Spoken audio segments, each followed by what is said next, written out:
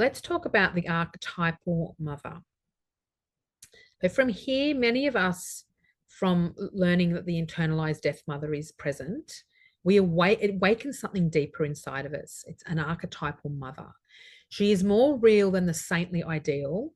She holds some boundaries. She has connection to the body, to the sacred, to the wild, and yet she's still colonized. She is still bound by narratives of what motherhood should look like. She is measured against standards of perfection. Her wildness is tolerated, but only in fragments. Perhaps you felt this too, moments where you began to step into your truth, but still felt trapped by what others expected.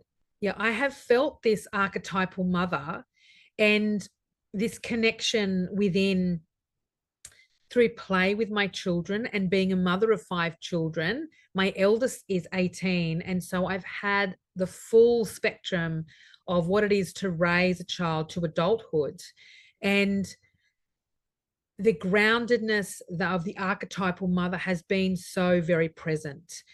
In the early stages of me being a mother or being a woman, like after my mother died, I came to learn about my body and learn about myself and my sense of who I am through meditation and through learning and cultivating my spiritual self and dismantling a lot of these segmentations or binaries within me that had been set there by my parentage, by my mother, and also by the ancestral legacy that I still have to this very day, still navigating.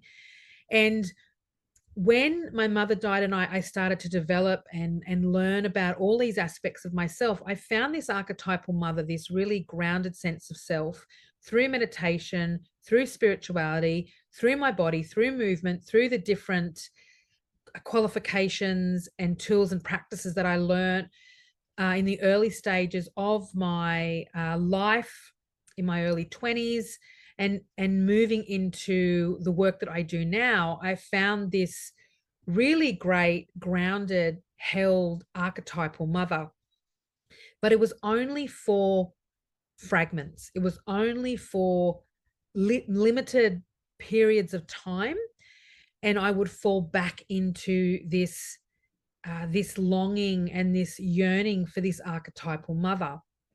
And I kept moving backwards and forwards and kept developing this grounded sense of self and reclamation of who I am and who I was, and this self, this core self. And but this archetypal mother was still evasive, was still not quite able to root herself into my system because of all the segmentations and because of all the colonized ways within myself that I needed to dismantle, dissolve, and move in and around. I just had these really significant binaries that the archetypal mother was coming through, but wasn't quite dissolving all of those parts because the archetypal mother is still colonized. She is still, if I kind of take the archetypal mother in the way of the earth mother, the spiritual mother, which is where I came from and what I am still confronted with, she's still colonized. She still looks a certain way, behaves a certain way. She is still idealized.